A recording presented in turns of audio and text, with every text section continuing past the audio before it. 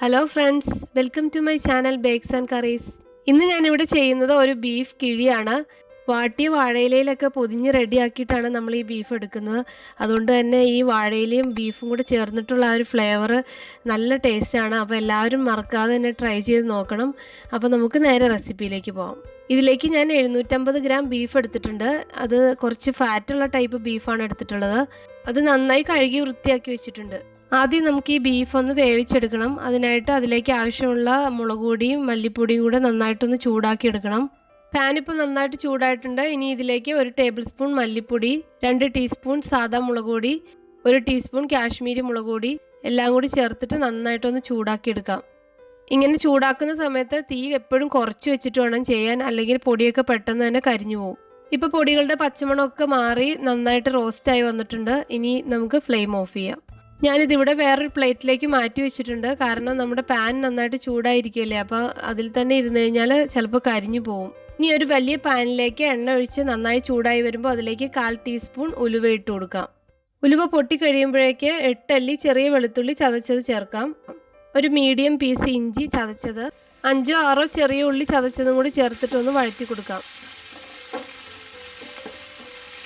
ഇപ്പോൾ ഇഞ്ചിയുടെയും വെളുത്തുള്ളിയുടെ ഒക്കെ പച്ചമണമൊക്കെ മാറി വന്നിട്ടുണ്ട്. ഇനി 2 എരിവുള്ള പച്ചമുളകും 2 ചെറിയ സവാള നീളത്തിൽ അരിഞ്ഞതും ആവശ്യത്തിന് ഉപ്പും കൂടി ചേർത്തിട്ട് നന്നായിട്ടൊന്ന് വഴറ്റി കൊടുക്കണം. ഇപ്പോൾ 1 തണ്ട് കറിവേപ്പില കൂടി ചേർക്കുന്നുണ്ട്. സവാളയൊക്കെ ഇപ്പം നന്നായിട്ട് വാടി വന്നിട്ടുണ്ട്. ഇനി ഇതിലേക്ക് 1/4 ടീസ്പൂൺ മഞ്ഞൾപ്പൊടി ചേർക്കാം. മഞ്ഞൾപ്പൊടിയൊക്കെ ഇപ്പം നന്നായിട്ട് മുരിഞ്ഞിട്ടുണ്ട്. ഇനി 1 ടീസ്പൂൺ പെരിഞ്ജീരകത്തിൻ്റെ പൊടിയും 1 ടേബിൾ സ്പൂൺ മീറ്റ് മസാലയും കൂടി ചേർക്കാം. ഞാൻ എടുത്തത് ഈസ്റ്റേൺ മീറ്റ് മസാലയാണ്. ഇനി നമ്മൾ നേരത്തെ ചൂടാക്കി വെച്ച ആ പൊടികളും കൂടെ ഇതിലേക്ക് ചേർക്കാം. ഇതെല്ലാം കൂടി ചേർത്തിട്ട് നല്ല രീതിയിലൊന്ന് യോജിപ്പിച്ചെടുക്കാം. ഇപ്പം മസാലകളും ഉള്ളിയും എല്ലാം കൂടെ ചേർത്ത് നന്നായി മിക്സായി വന്നിട്ടുണ്ട്. ഇനി 1/2 ടീസ്പൂൺ ഗരം മസാലയും കൂടി ചേർക്കാം.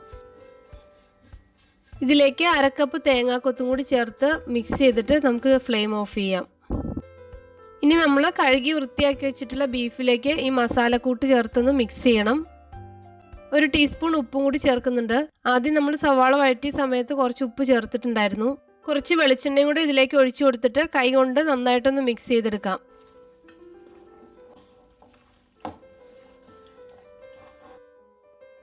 ഇതൊരു കുക്കറിൽ വെച്ചിട്ട് മീഡിയം ഫ്ലെയിമിൽ 3 വിസിൽ വരുമ്പോഴേക്കും ഗ്യാസ് ഓഫ് ചെയ്ത് കൊടുക്കാം. ഇനി നമ്മൾ ബീഫ് ഡ്രൈ ആക്കി എടുക്കാൻ പോവുകയാണ്. ഇതിനായി ഒരു ഇരുമ്പ് ചീനിച്ചട്ടി നന്നായി ചൂടാക്കിയിട്ടുണ്ട്. ഇതിലേക്ക് ആവശ്യത്തിന് വെളിച്ചെണ്ണ ഒഴിച്ചു കൊടുത്ത് ചൂടായി വരുമ്പോഴേക്കും കുറച്ച് കറിവേപ്പില ഇട്ട് കൊടുക്കാം. വേവിച്ച് വെച്ച ബീഫ് നമ്മൾ ഇതിലേക്ക് ചേർത്ത് നല്ല ഡ്രൈ ആക്കി എടുക്കണം. ഇത് വേവിക്കുന്ന സമയത്ത് ഞാൻ ഇതിലേക്ക് എക്സ്ട്രാ വെള്ളമൊന്നും ചേർത്ത് കൊടുത്തിട്ടില്ലായിരുന്നു. ഇതിലുള്ള വെള്ളം കൊണ്ട് തന്നെയാണ് ഇപ്പോൾ വെന്ത് കിട്ടിയത്. എന്തായാലും കുറച്ച് സമയം എടുക്കും ഈ ബീഫ് ഒന്ന് ഡ്രൈ ആയി കിട്ടാൻ വേണ്ടിയിട്ട്. നമ്മൾ ബീഫൊക്കെ ഇങ്ങനെ ഡ്രൈ ആക്കുന്ന സമയത്ത് ഇരുമ്പിൻ്റെ ചീനിച്ചട്ടിയാണ് കുറച്ചുകൂടി നല്ലത്.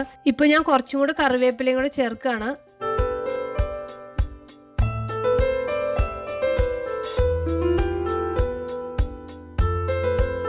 ഇപ്പോൾ ബീഫിലെ വെള്ളമൊക്കെ കംപ്ലീറ്റ് വറ്റിയിട്ടുണ്ട്. നമ്മൾ ഒഴിച്ചു കൊടുത്ത എണ്ണയൊക്കെ ചെറുതായിട്ടൊന്ന് തെളിഞ്ഞു വരുന്നുണ്ട്. ഇരുമ്പിൻ്റെ ചീനിച്ചട്ടിയൊക്കെ ആയതുകൊണ്ട് നോൺ സ്റ്റിക്ക് പാനിലൊക്കെ ഉണ്ടാക്കുന്നേക്കാളും പെട്ടെന്ന് തന്നെ ഡ്രൈ ആയി കിട്ടും നമുക്ക്. ഇനിയിപ്പോൾ ഇതിൻ്റെ ഏത് സ്റ്റേജിൽ വേണമെങ്കിലും നമുക്ക് ഇത് ഓഫ് ചെയ്യാം. ഒരുപാട് ഡ്രൈ ആയിട്ട് കഴിക്കാൻ താല്പര്യമില്ലാത്തവർക്ക് ഈ ഒരു ടൈമിൽ തന്നെ ഗ്യാസ് ഓഫ് ചെയ്ത് കൊടുക്കാം. ഇപ്പോൾ നമ്മുടെ ബീഫ് ഓൾമോസ്റ്റ് ഡ്രൈ ആയിട്ട് വന്നിട്ടുണ്ട്. ഇനി നമുക്ക് ഒരു 1/4 ടീസ്പൂൺ കുരുമുളക് ചതച്ചതും കൂടെ ഇതിലേക്ക് ചേർക്കാം. ഇപ്പോൾ നമ്മൾ ബീഫിൻ്റെ ഫൈനൽ സ്റ്റേജിലാണുള്ളത്. ഇത് ഓഫ് ചെയ്യുന്നതിന് തൊട്ട് മുമ്പ് ഒരു ചെറിയ സവാള കട്ട് ചെയ്തതും കൂടെ ചേർക്കാം. ഇതിൻ്റെ കൂട്ടത്തിൽ വേണമെന്നുണ്ടെങ്കിൽ കുറച്ച് കറിവേപ്പിലയും 1 പച്ചമുളക് കീറിയതും കൂടെ ചേർത്തിട്ടാൽ നന്നായിരിക്കും. ഇത് ഓപ്ഷണലാണ്, വേണമെന്നുണ്ടെങ്കിൽ ചേർത്താൽ മതി. ഇത് ജസ്റ്റ് ഒന്ന് മിക്സ് ചെയ്ത് കൊടുത്തിട്ട് നമുക്ക് ഗ്യാസ് ഓഫ് ചെയ്ത് കൊടുക്കാം. ഇനി നമുക്ക് ഈ ബീഫ് ഒന്ന് കിഴിയാക്കാൻ വേണ്ടിയിട്ട് ഒരു വാഴയില ചെറുതായിട്ടൊന്ന് വാട്ടിയെടുക്കാം. ഈ വാട്ടിയ വാഴയിലയിലേക്ക് നമുക്ക് ചൂടോടുകൂടി തന്നെ ഈ ബീഫ് ഇട്ട് കൊടുക്കാം. എന്നിട്ട് ഇതുപോലെ കിഴിയാക്കിയിട്ട് നമുക്കൊരു വാഴനാര് കൊണ്ട് കെട്ടിക്കൊടുത്ത് ഒരു 15 മിനിറ്റ് വെക്കാം. ഇനിയിപ്പോൾ കിഴി ആക്കണ്ടെന്നുള്ളവർക്ക് ഇതുപോലെ തന്നെ കഴിക്കാം കേട്ടോ. നമ്മൾ 15 മിനിറ്റ് കഴിയുമ്പം ഈ കിഴി ഓപ്പൺ ആക്കുന്ന സമയത്ത് ഒരു പ്രത്യേക മണമാണ്. കാരണം നമ്മുടെ വാഴയിലയും ബീഫും കൂടെ ചേർന്നിട്ട് വരുമ്പോൾ ഉള്ള ആ ഒരു ഫ്ലേവർ നല്ല ടേസ്റ്റാണ് അതിന്. എനിക്ക് വാഴയിലയുടെ ടേസ്റ്റ് ഭയങ്കര ഇഷ്ടമാണ്. അപ്പം നിങ്ങൾക്ക് അങ്ങനെ ഇഷ്ടമുള്ളവർക്കൊക്കെ ഇങ്ങനെ കിഴിയായിട്ട് പൊതിഞ്ഞ് ഉപയോഗിക്കാം. പിന്നെ നമ്മൾ ഗസ്റ്റൊക്കെ ഉള്ള സമയത്ത് ഇതുപോലെ കിഴിയിലൊക്കെ സെർവ് ചെയ്യുമ്പം നല്ലൊരു വെറൈറ്റി ആയിരിക്കും.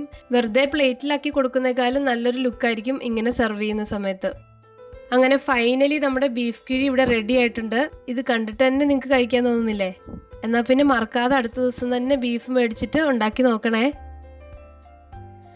പിന്നെ ഇതിൻ്റെ കൂട്ടത്തിൽ നൈസ് പത്തിരിയും തേങ്ങാപ്പാലും കൂടി ചേർത്ത് കഴിക്കുമ്പോൾ എന്താ ടേസ്റ്റ് എന്നറിയോ? എൻ്റെ കിച്ചുമോന് ഭയങ്കര ഇഷ്ടമാണ് ആ ഒരു കോമ്പിനേഷൻ. അപ്പം നിങ്ങൾക്കും ഉറപ്പായിട്ട് ഇഷ്ടമാവും. ഇഷ്ടമായിട്ടുണ്ടെങ്കിൽ ഈ റെസിപ്പി ലൈക്ക് ചെയ്യാനും ഷെയർ ചെയ്യാനൊന്നും മറക്കരുത്.